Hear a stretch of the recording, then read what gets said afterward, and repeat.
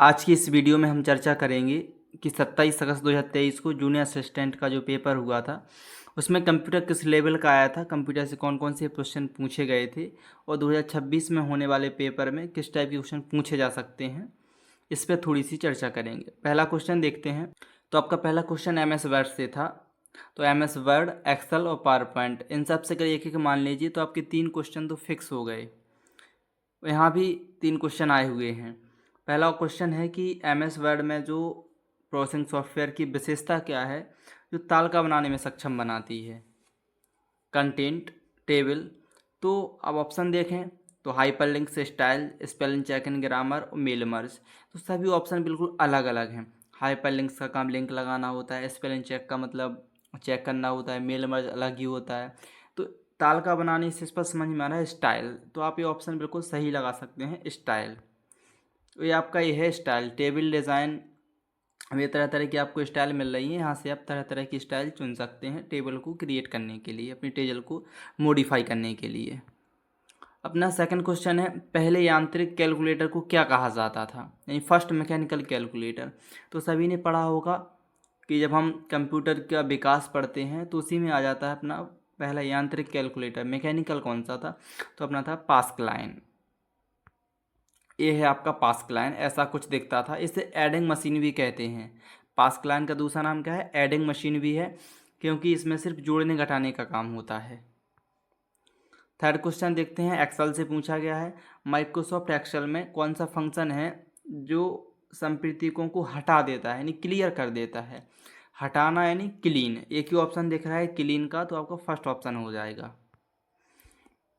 आपका fourth question algorithm से पूछा गया था कि के मीन्स एल्गोरिदम क्या है। हाँ, मान सकते हैं क्वेश्चन थोड़ा डीप पूछा गया है, तो इसका आंसर हो जाएगा अनसुपरवाइज्ड लर्निंग। अगर इस क्वेश्चन को हटा दें कि थोड़ा डीप मान सकते हैं, चलो इसको मान लेते हैं। फिर है IoT device, IoT internet of things, ये भी अपना एक टॉपिक है, सिलेबस में दिया है, उससे क्वेश्चन पूछ लिया है। तो वायरलेस संचार के लिए किस तकनीक का उपयोग करते हैं। तो अपने IoT का मतलब जैसे अपने डिजिटल स्विच बोर्ड आने लगे हैं, फ़ैन भी आने लगे हैं, रिमोट कंट्रोल, तो ये किस पे कार्य करते हैं, किस वायरलेस पे कार्य करते हैं। तो आपका USB तो होता नहीं है, फाइबर ऑप्टिक है नहीं क्योंकि केबल है नहीं, ईथरनेट कोई केबल का काम तो है नहीं, तो आपके ब्लूटूथ पर कार्य करते हैं। तो आप ये भी लगा सकते थे, ये भी आपका सिंपल क्वेश्चन पूछा गया है। इसके बाद है अपाचे हेडूप फ्रेमवर्क का एक बड़ा हिस्सा किस भाषा में लिखा गया है। तो अपाचे हेडूप है क्या, ये एक ओपन सोर्स सॉफ्टवेयर है जो सॉफ्टवेयर को चलाने के लिए उपयोग होता है। तो ये किस भाषा में लिखा गया है, अपने जावा में लिखा गया है। किस भाषा में, जावा में।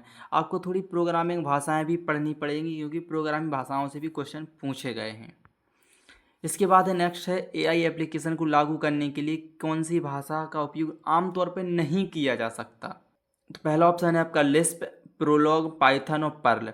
तो आपकी ये ऊपर की जो 3 भाषाएं दी गई हैं इन सब का उपयोग हम कर सकते हैं AI बनाने में, लेकिन अपना पर्ल है जो आपकी स्क्रिप्टिंग लैंग्वेज है, इसलिए AI में इसका इस्तेमाल नहीं किया जाता है। इसके बाद है माइक्रोसॉफ्ट द्वारा कौन सी ईमेल सेवा संचालित की जाती है। तो जब भी हम माइक्रोसॉफ्ट चलाते हैं तो माइक्रोसॉफ्ट में हमें अकाउंट भी बनाना पड़ता है। तो अकाउंट हम किस नाम से बनाते हैं, तो आपके जो पीछे अकाउंट बनाते हैं उसके पीछे लिखा था @outlook.com, यानी माइक्रोसॉफ्ट कौन सी सेवा संचालित करती है, आउटलुक। जीमेल हम गूगल से अपनी जीमेल बनाते हैं, उसके पीछे @gmail.com लिखा रहता है, यानी गूगल की जीमेल सेवा है, और आउटलुक माइक्रोसॉफ्ट की है। अब साइबर सुरक्षा से, साइबर सिक्योरिटी से भी क्वेश्चन पूछा गया, भी अपने सिलेबस में है। तो साइबर सुरक्षा हमले के लिए क्या शब्द है जो बड़े पैमाने पर अटैक नेटवर्क बनाने के लिए एक साथ कई परस्पर जुड़े उपलक्ष्यों को लक्षित करता है, तो उसे कहते हैं बॉटनेट अटैक। साइबर सिक्योरिटी भी अपना एक बड़ा टॉपिक है, इससे भी क्वेश्चन पूछे जाते हैं। वर्ल्ड वाइड वेब के आविष्कारक कौन है, तो सबको पता है टिम बर्नर्स-ली, सभी ने पढ़ा है। वर्ल्ड वाइड वेब के आविष्कार इन्वेंटर कौन है, टिम बर्नर्स-ली। सरल क्वेश्चन है। सोशल मीडिया में हैशटैग का प्राथमिक उद्देश्य क्या है। जब हम लोग कोई पोस्ट डालते हैं, यूट्यूब पर वीडियो अपलोड करते हैं, तो हम कहते हैं हैशटैग लगाओ ज़्यादा से ज़्यादा।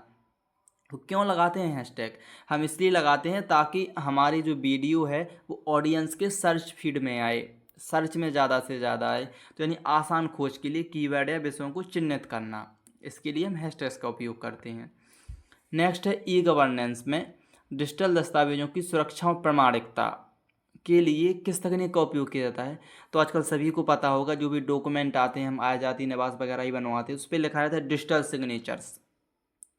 यानी जो दस्तावेज डॉक्यूमेंट की प्रामाणिकता को, ऑथेंटिसिटी को बचाने के लिए हम क्या डिजिटल सिग्नेचर्स का उपयोग करते हैं।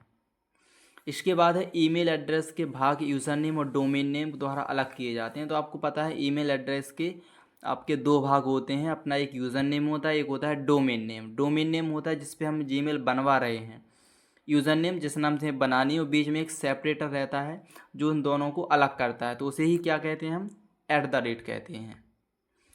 एक कंप्यूटर की सीपीयू में लाखों बहुत छोटे छोटे स्विच होते हैं, उन्हें क्या कहा जाता है? तो आपको पता होगा, कोई भी सीपीयू हो है तो आईसी ही। तो आईसी में क्या होते हैं, आईसी किससे मिलकर बन की थी आपकी ट्रांजिस्टर से मिलके। तो जो छोटे छोटे होते हैं बहुत सारे, वो ट्रांजिस्टर्स होते हैं, क्योंकि आईसी ट्रांजिस्टर से मिलकर बनती है और कई आईसीयों से मिलकर एक बड़ा अपना सीपीयू बनता है। यदि पावर पॉइंट प्रेजेंटेशन में संवेदनशील या गोपनीय डेटा है तो हमें इनक्रिप्ट करना है, तो कैसे सुरक्षित रख सकते हैं? आप उसमें पासवर्ड प्रयोग लगा सकते हैं आप। तो ये आपका पावर पॉइंट से क्वेश्चन हो गया। तो आपके कंप्यूटर से 15 ही क्वेश्चन पूछे जाने हैं। अगर हम बात करें तो कम से कम आप 10 से 12 13 क्वेश्चन आप मिनिमम अटेम्प्ट कर सकते हैं, सही सही, अगर आपने थोड़ा बहुत भी पढ़ा हुआ है तो। बाकी एक दो क्वेश्चन तो देखो हर पेपर में ऐसे आते हैं कि आप अटेम्प्ट नहीं कर पाएंगे, तो उसके पीछे ये मत कहो कि पेपर कठिन आता है। पेपर अपने सिलेबस के अकॉर्डिंग ही आता है। बाकी एक दो तीन क्वेश्चन ऐसे रहते हैं जो आपके आउट ऑफ सिलेबस रहें या थोड़ी डीप रह सकते हैं, तो पेपर इसी तरह से सेट किया जाता है।